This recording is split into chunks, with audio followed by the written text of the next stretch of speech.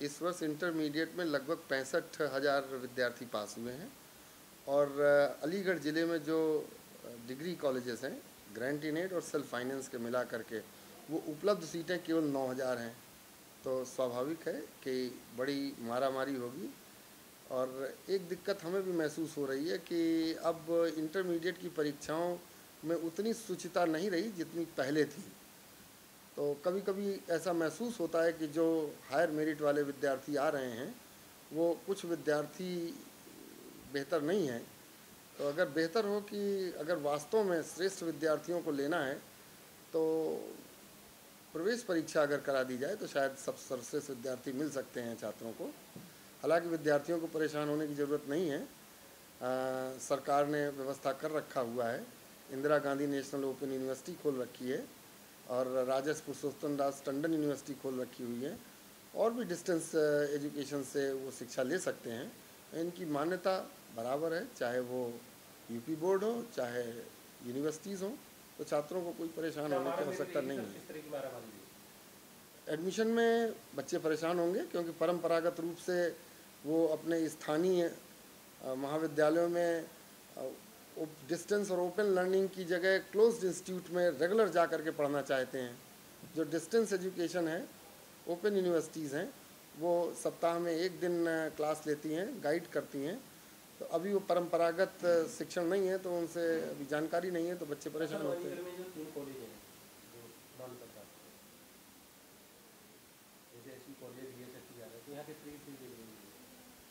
हमारी सबसे ज़्यादा, चूँकि ये अनुदानित महाविद्यालय हैं, इनमें फ़ीस बहुत कम है और शिक्षण श्रेष्ठ होता है, तो स्वाभाविक है कि ज़्यादा बच्चा पहले हमारे महाविद्यालय में आएगा, कष्ट होगा, उसे तकलीफ़ होगी।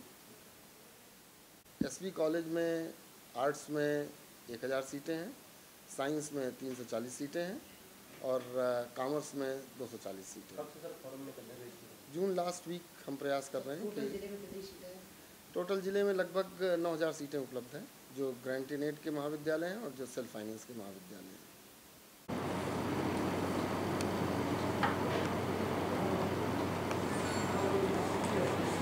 आपके सर रिटर्न हो जाना चाहिए। रिटर्न होना चाहिए। क्या क्या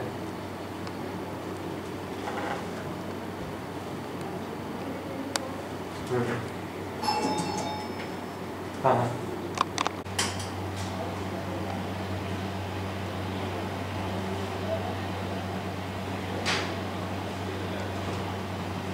आ सकता हूँ सर?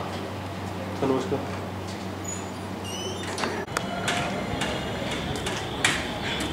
अरे भैया बच्चा बैठे वाले कैंपस में आओ, कैमरा पन्ना हाईलाइट करते हैं आप से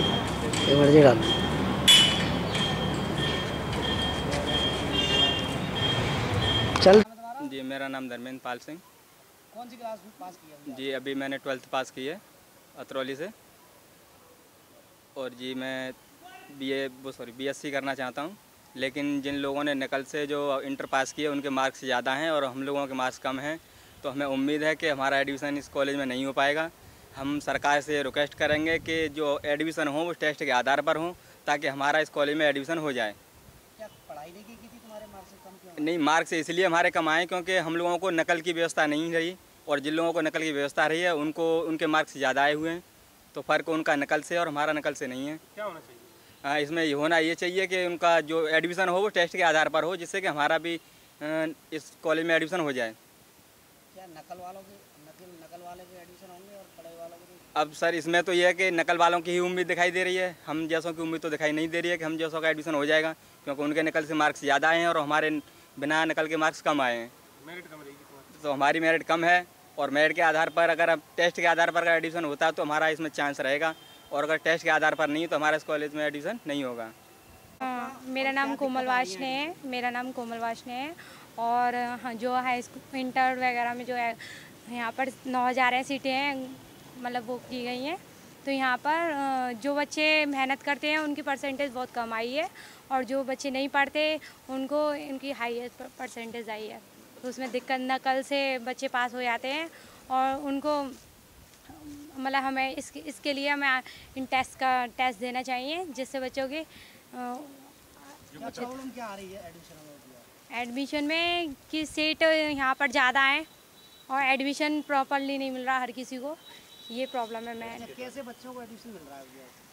जो मेहनत नहीं कर रहे हैं, इनके हाईएस्ट परसेंटेज है, उनको एडमिशन नकल, हाँ उनको, हाँ नकल से पास परसेंटेज, यहाँ तो परसेंटेज देगी जाती है डिग्री कॉलेज में, तो उनको जल्दी एडमिशन मिल जाता है। क्या कहेंगे, क्या होना चाहिए? टेस्ट होना चाहिए इसमें, इन टेस्ट का जिससे बच्चे की नॉलेज पता चले कि वो क्या कैसे कर रहा है। नकल से अगर उसने प्रॉपरली मेहनत करी होगी तो पास हो जाएगा। मेरा नाम सोनम शुक्ला है।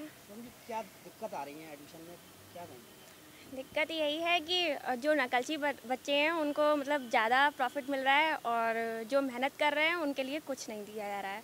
यहाँ तक कि परसेंटेज के अकॉर्डिंग एडमिशन किया जा रहा है। तो मैं तो बस यही चाहती हूँ कि टेस्ट हो, टेस्ट में सब कुछ पता लगे कि कौन ज़्यादा मेहनत करता है और नकलची बच्चों की मतलब सामने आए कि पैसे देकर पास किए जा रहे हैं। ये सब चीज़ सामने आनी चाहिए, सीट बढ़नी चाहिए। बस आप लोगों को एडमिशन लेना है तो क्या चैलेंज है आपके हाल में? टेस्ट होना चाहिए, परसेंटेज अकॉर्डिंग नहीं होना चाहिए, क्योंकि ज़्यादातर लोग परसेंटेज देखते हैं और परसेंटेज तो है ना पैसे देकर भी बढ़ाई जा सकती है। परसेंटेज के ऊपर एडमिशन नहीं किया जाना चाहिए। जो मेहनत करते हैं बच्चे वो पीछे रह जाते हैं, जो नकलची होते हैं वो आगे चले जाते हैं। इससे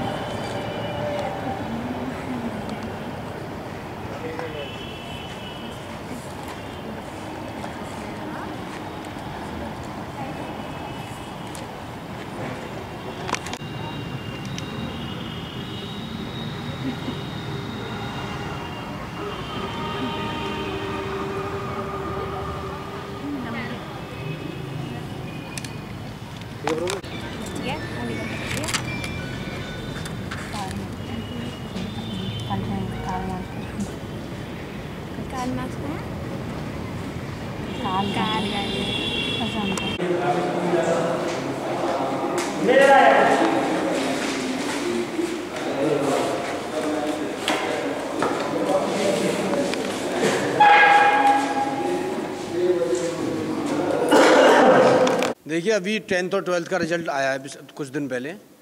65,000 स्टूडेंट्स अलीगढ़ मंडल ज़िले में पास हुए हैं और कुल टोटल सीट 9,000 हैं। सीधे सीधे स्पष्ट है कि 9,000 कहाँ और 65,000 कहाँ। अलीगढ़ का छात्र दर दर की ठोकरें खाएगा, बाहर प्रवेश लेगा, उसका शोषण होगा। हम लोगों ने प्रदेश सरकार से आए दिन ये मांग कर रहे हैं कि अलीगढ़ में विश्वविद्यालय बनाया जाए। जो 9,000 सीटें हैं, कम से कम और सीटें बढ़ेंगी, अलीगढ़ का छात्र बाहर प्रवेश लेने नहीं जा सकेगा। दूसरा कि सायंकालीन कक्षाएं आरंभ की जाएं, जिससे अधिक से अधिक सीटें बढ़ेंगी। सीट बढ़ेंगी तो अलीगढ़ का छात्र बाहर नहीं जाएगा और छात्रों का होने वाला शोषण रुकेगा। अगर ऐसा नहीं होता क्या करने जा रहे हैं? देखिए आगामी विधानसभा सत्र 19 जून से शुरू हो रहा है। हम लोग सोमवार से आंदोलन का बिगुल फूकेंगे। हर अलीगढ़ मंडल के MLA के आवास और कार्यालय का घेराव करेंगे। उनसे विधानसभा में अलीगढ़ विश्वविद्यालय बनवाने की मांग के लिए सवाल उठवाने का प्रयास किया जाएगा। ये बताइए, अब होने भी एडमिशन तो कौन लोगों के होने, वो कैसे बच्चे? देखिए इसमें जो इंटेलिजेंट स्टूडेंट है उसे शिकार होना पड़ता है, क्योंकि अतरौलिया बोर्ड है, खैर भी ऐसा बोर्ड हो चुका है कि नकल से अच्छे 80% बच्चों के आ रहे हैं और जो छात्र नकल का शिकार नहीं हो पाता उसके कम मेरिट आते हैं, लेकिन हकीकत में इंटेलिजेंट वही होता है। तो हम लोग ये भी प्रदेश सरकार से और VC महोदय से ये मांग करेंगे कि आगामी सत्र में जो भी कॉलेजों में प्रवेश लिया जाए वो टेस्ट के आधार पर किया जाए। आपका क्या मांग है? अर्जुन सिंह नाम है, विश्वविद्यालय छात्र संघर्ष मोर्चा 1 तारीख से सोमवार से अलीगढ़ के सत्ताधारी जनप्रतिनिधि जफर आलम साहब का घेराव करेंगे। उसके साथ ही नेता विपक्ष विधानमंडल दल का भी करेंगे। हमारी मांग रहेगी सर्वप्रथम 65,000 जो छात्र पास हुए केवल 9,000 सीटें हैं, जिसमें अतरौली बोर्ड नाम से एक अलग बोर्ड है उत्तर प्रदेश में, जिसकी छात्रों की संख्या ज़्यादा है। अतः VC महोदय से मांग रही एंट्रेंस के आधार पर उनका प्रवेश सुनिश्चित किया जाए तथा अलीगढ़ में छात्रों की समस्याओं के लिए अलीगढ़ मंडल में एक विश्वविद्यालय की स्थापना के लिए हमारा ये आंदोलन होगा। अगर हमारी मांग नहीं मानी जाती है तो हम जून के आखिरी सप्ताह से हमारा धरना प्रदर्शन शुरू हो जाएगा, जिसके लिए प्रशासन जिम्मेदार होगा। समाधान नहीं होगा। और दूसरी हमारी प्राथमिकता है, VC महोदय को हम आज फैक्स कर रहे हैं कि अतरौली कोर्ट से कितने सुनो भैया बोलने दे दो।